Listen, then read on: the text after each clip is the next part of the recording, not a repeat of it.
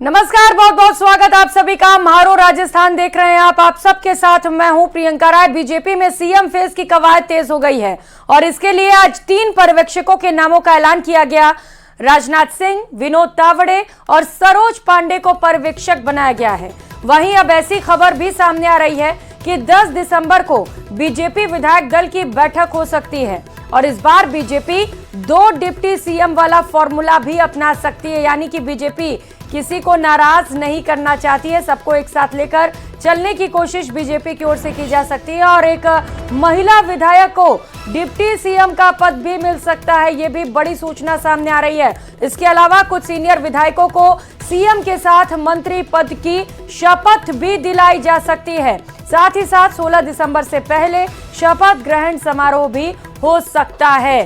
तो बड़ी खबर इस वक्त की, विधायक दल की बैठक कुछ ही समय में हो सकती है। 1 या 2 दिन में विधायक दल की बैठक होगी और उसके बाद जो बड़ी खबर है वो ये है कि 16 दिसंबर से पहले शपथ ग्रहण समारोह हो सकता है। यानी कि 16 दिसंबर से पहले ये फैसला हो जाएगा कि राजस्थान की कमान अगले 5 सालों तक किसके हाथों में सौंपी जाएगी। कई नाम रेस में आगे चल रहे हैं। बाबा बालकनाथ की ये तस्वीर आप देख पा रहे हैं इस वक्त। वसुंधरा राजे हैं, वो भी लगातार दिल्ली में डेरा डाले हुए हैं। साथ ही साथ गजेंद्र सिंह शेखावत की भी ये तस्वीर आप देख पा रहे हैं। ये वो तमाम चेहरे जो मुख्यमंत्री के रेस में आगे चल रहे हैं। साथ ही साथ दूसरे विंडो में आप देख पा रहे हैं वो पर्यवेक्षक जिन्हें नियुक्त किया गया है, जो विधायकों से मिलेंगे, उनसे बातचीत करेंगे, रायशुमारी करेंगे। ये जानने की कोशिश की जाएगी कि विधायक किसे सीएम बनाना चाहते हैं, सर्वसम्मति से फैसला हो सके जिससे कि पार्टी के अंदर कोई दिक्कतें ना आने पाए। 2024 पर चूंकि पार्टी की निगाहें हैं, 24 में भी लोकसभा चुनाव में भी पार्टी को अच्छा प्रदर्शन राजस्थान में करना और यही वजह है कि बीजेपी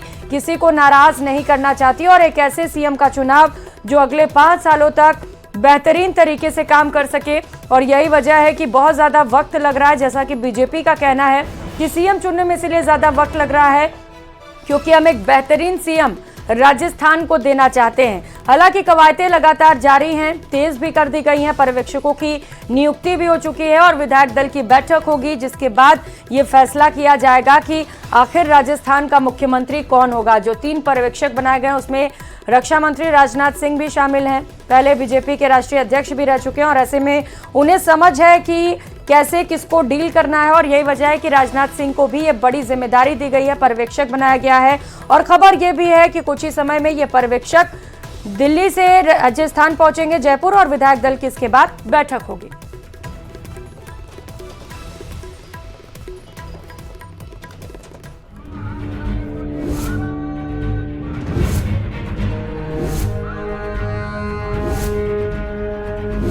राजस्थान में आने वाले अगले 2 दिन भारी हलचल भरे हो सकते हैं क्योंकि इन 2 दिनों में आलाकमान ये तय कर सकता है कि प्रदेश का नया सीएम कौन होगा, क्योंकि इस कवायद की पहली सीढ़ी पार कर ली गई है।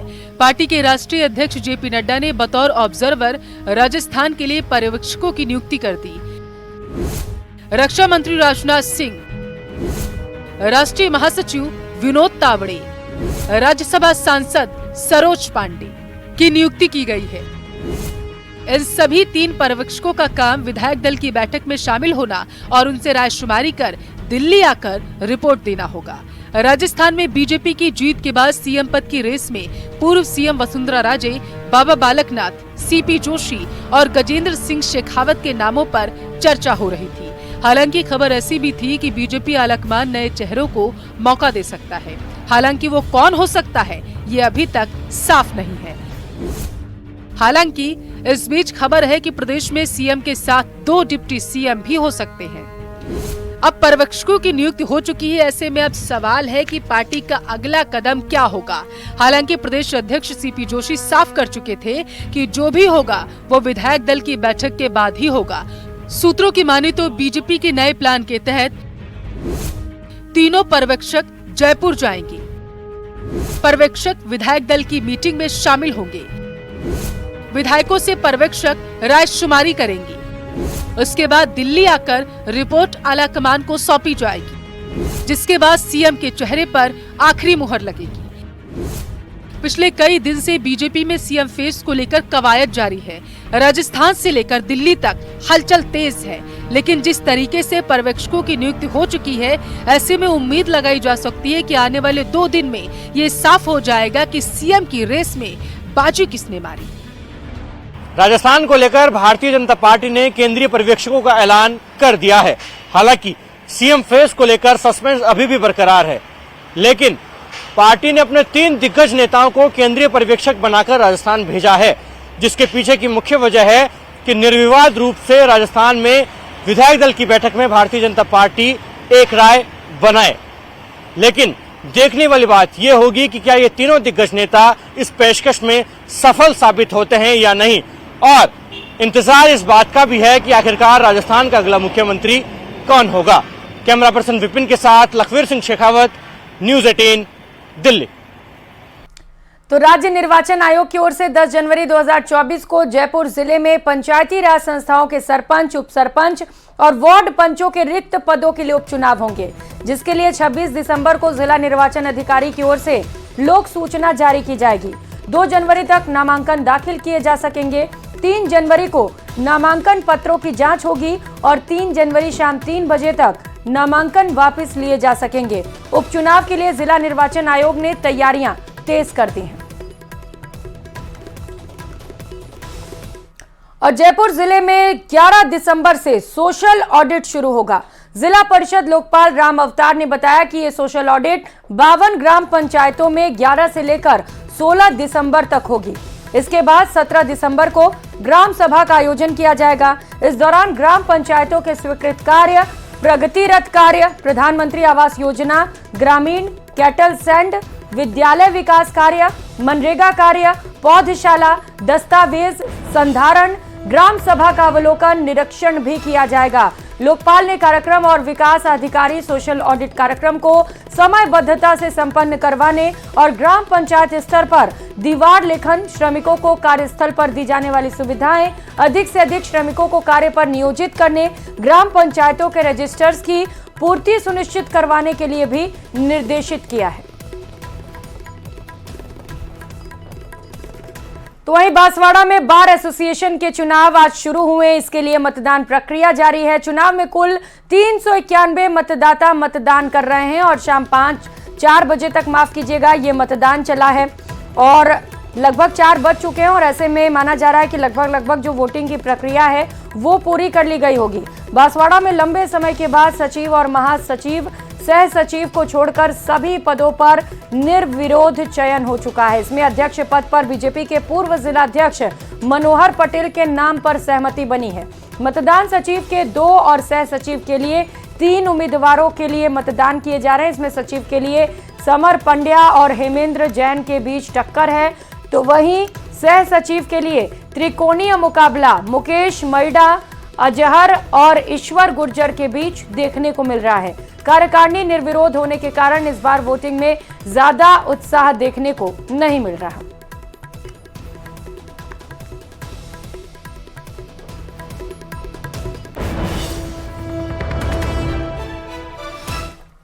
आज बांसवाड़ा बार एसोसिएशन के अंदर 391 मतदाता अधिवक्ता जो एनरोल्ड है वो उनके आज सचिव और सह सचिव पद के लिए चुनाव होने जा रहे हैं। अध्यक्ष पद हेतु मनोहर लाल जी पटेल एडवोकेट साहब, उपाध्यक्ष पद के लिए नारायण लाल जी मैडा सर, कोषाध्यक्ष के लिए नीरज जी पटेल एडवोकेट और पुस्तकालय सचिव के लिए रामचंद्र जी मैडा निर्विरोध निर्वाचित किए गए हैं बाहर से। और खबरों में आगे बढ़ते हुए राजस्थान में मुख्यमंत्री चुनने की कवायद तेज कर दी गई है। प्रदेश अध्यक्ष सीपी जोशी ने पर्यवेक्षक नियुक्त कर दिए गए हैं। राजनाथ सिंह से उन्होंने पर्यवेक्षक नियुक्त करने के बाद मुलाकात भी की। जोशी ने राजस्थान की स्थिति के बारे में जानकारी दी। जोशी जल्द अन्य पर्यवेक्षकों से भी मुलाकात करेंगे। राजस्थान के लिए राजनाथ समेत 3 पर्यवेक्षक नियुक्त किए गए हैं जो अब विधायकों से मुलाकात करेंगे। उनसे जानने की कोशिश की जाएगी कि आखिर वो क्या चाहते हैं, किसे सीएम बनाना चाहते हैं और इसके साथ साथ उसके बाद रिपोर्ट तैयार कर आला कमान को सौंपी जाएगी। अगली खबर उदयपुर से है, जहां एक गर्ल्स हॉस्टल में पैंथर जा घुसा, जिससे हॉस्टल में हड़कंप मचा हुआ है। आज दोपहर से ही पैंथर जो है वो हॉस्टल में घुसा हुआ है और अब वन विभाग उसे पकड़ने की तैयारी में है। वन विभाग पैंथर को ट्रैंकुलाइज करेगी और उसे पकड़कर वापस जंगल में छोड़ा जाएगा। पैंथर को पकड़ने से पहले सभी बच्चियों को हॉस्टल से बाहर निकाल दिया गया है, क्योंकि पैंथर ने एक लड़की पर हमले की भी कोशिश की थी। सीसीटीवी फुटेज में आप देख सकते हैं कि किस तरह से पैंथर ने लड़की पर हमले की कोशिश की। ये तस्वीरें आप देखिए जरा, उदयपुर गर्ल्स हॉस्टल से ये तस्वीरें सामने आई है, जहां पर एक पैंथर गर्ल्स हॉस्टल में जा घुसा। इसके बाद वहां पर हड़कंप मच गया, जो लड़कियां थी इधर उधर भागने लग गईं और बड़ी सूचना यह है कि ये पैंथर अभी भी हॉस्टल में हो सकता है और इसी को लेकर वन विभाग की ओर से तैयारियां की जा रही हैं उसे ट्रैंकुलाइज करने के लिए। तो वन विभाग की टीम अब रणनीति बना रही है कि कैसे पैंथर को ट्रैंकुलाइज किया जाए। हालांकि पैंथर घुसने के बाद पूरे हॉस्टल में हड़कंप मचा हुआ है। सहयोगी कपिल इस वक्त सीधे हमारे साथ जुड़ चुके हैं।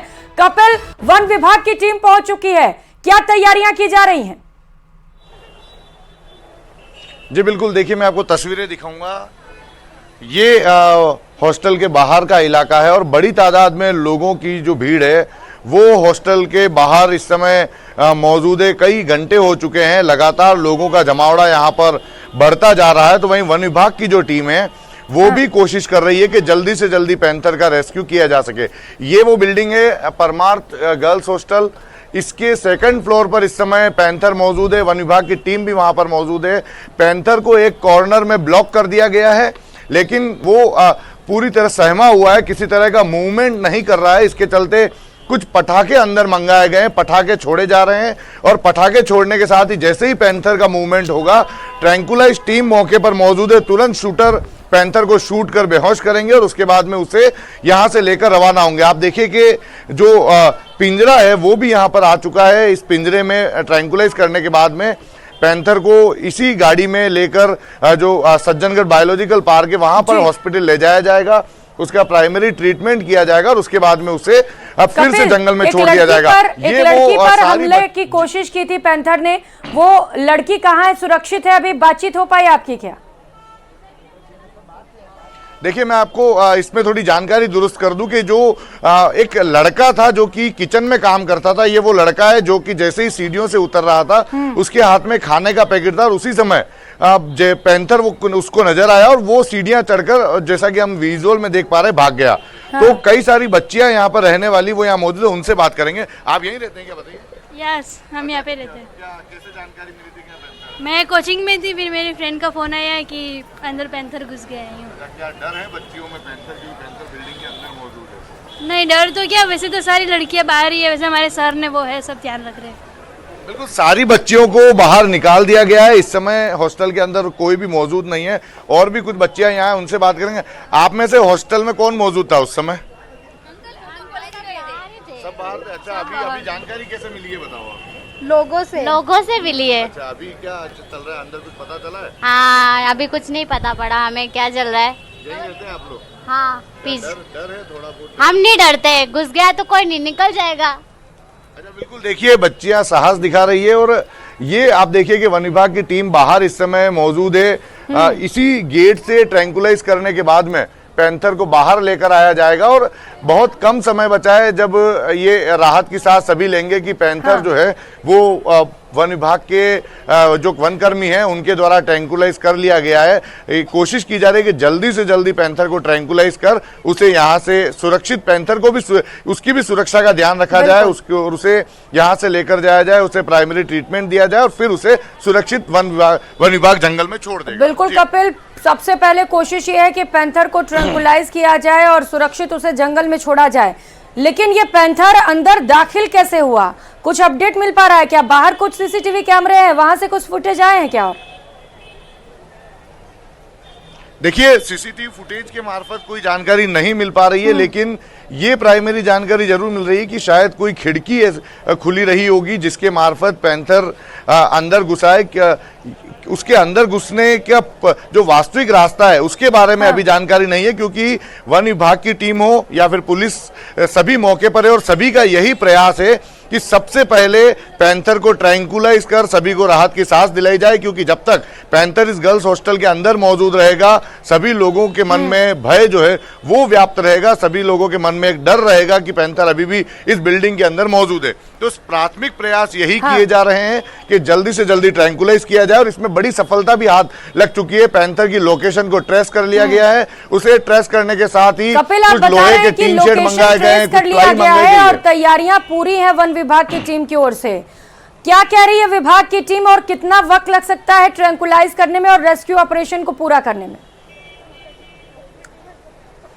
देखिए, बिल्कुल लोकेशन ट्रेस कर ली गई है। वन विभाग की टीम ने लोहे के टीन शेड मंगाए थे, उसके साथ ही कुछ प्लाई मंगाई गई लकड़ी की, और उससे पैंथर को एक स्थान पर ब्लॉक कर दिया। वो जिस लोकेशन पे उस स्थान पे ब्लॉक कर दिया। लेकिन कपिल, तो रेस्क्यू के लिए कोशिशें लगातार जारी हैं, आप नजर बनाए रखिएगा कपिल, अपडेट मिलते ही लौटेंगे। बहुत शुक्रिया फिलहाल तमाम जानकारियों के लिए। राजसमंद के नाथद्वारा से खबर सामने आ रही है, जहां पर पेट्रोल पंप पर 3 से 4 लोगों ने जमकर उत्पात मचाया। कर्मचारियों से पैसे की मांग की गई और नहीं देने पर मारपीट भी की गई है। बड़ी खबर इस वक्त की, सीसीटीवी में यह पूरी घटना कैद हो गई है। पेट्रोल पंप मालिक ने इसे लेकर थाने में शिकायत दर्ज कराई है। कोटेला बागोल स्थित पेट्रोल पंप का यह पूरा मामला है। तस्वीरें भी सामने आ चुकी हैं। टीवी स्क्रीन पर आप ये तस्वीर देख पा रहे हैं, जहां पर पेट्रोल पंप से 3 से 4 लोग पहुंचते हैं और उसके बाद वहां पर कर्मचारियों से मारपीट भी की जाती है। पहले पैसे मांगे जाते हैं और जब रुपए नहीं दिए जाते तो उसके बाद गुंडागर्दी और बदमाशी दिखाते हुए ये शख्स कर्मचारियों के साथ मारपीट भी करते हैं। अब पुलिस ने पूरे मामले पर जांच शुरू कर दी है। अब फुटेज के आधार पर आरोपियों की तलाश की जा रही है। तो पेट्रोल पंप मालिक ने अब थाने में से लेकर शिकायत दर्ज करा दी है और ये फुटेज आप देख पा रहे हैं, जहां पर 3 से 4 लोग पेट्रोल पंप पर पहुंचते हैं और उसके बाद पैसे मांगते हैं। जब पैसे नहीं दिए जाते हैं तो वहां पर गुंडागर्दी की जाती है और कर्मचारियों के साथ मारपीट भी की जाती है। राजसमंद के नाथद्वारा से इस वक्त ये बड़ी खबर सामने आ रही है, जहां पर पेट्रोल पंप पर 3 से 4 लोगों ने जमकर उत्पात मचाया, गुंडागर्दी की गई और वहां पर कर्मचारियों के साथ मारपीट भी की गई।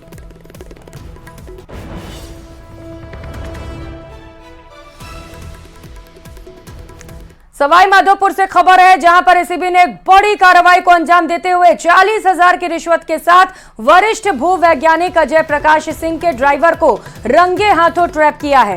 कार्रवाई की भनक लगते ही वरिष्ठ भूवैज्ञानिक मौके से फरार हो गया, जिसकी अब एसीबी तलाश कर रही है। बता दें कि आरोपी ने परिवादी पर कार्रवाई न करने के एवज में रिश्वत की मांग की थी।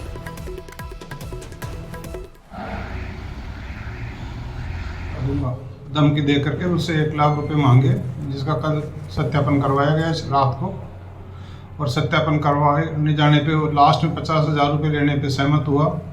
उसको आज सुबह उसके ड्राइवर ने पैसे लेने के लिए भेजा, तो ड्राइवर को रंगे हाथों गिरफ्तार कर लिया। वो भनक लगने से फरार हो गया। कल उसने कहा था यही ड्राइवर कल पैसे लेने इसी को भेजूंगा। खबर बूंदी से है, जहां पर तालाब गांव के पास बड़ा हादसा हो गया, जहां एक रोडवेज बस अनियंत्रित होकर पलट गई। इस हादसे में 12 से ज्यादा लोग घायल हो गए, जिनमें से एक की हालत गंभीर बताई जा रही है। तस्वीरें भी सामने आ चुकी हैं, जहां पर एक रोडवेज की बस अनियंत्रित होकर पलट गई और 12 से ज्यादा यात्री इस हादसे में घायल हो गए हैं। फिलहाल घायलों को इलाज के लिए अस्पताल पहुंचाया गया है, जिसमें से एक व्यक्ति की स्थिति गंभीर बनी हुई है। NH 52 पर तालाब गांव के पास की यह घटना है, जिसकी तस्वीरें आप देख पा रहे हैं। जैसे ये घटना घटी, आसपास मौजूद लोग वहां पर मदद के लिए पहुंचे और आनन फानन में सभी घायलों को बस के अंदर से निकालकर अस्पताल पहुंचाया गया।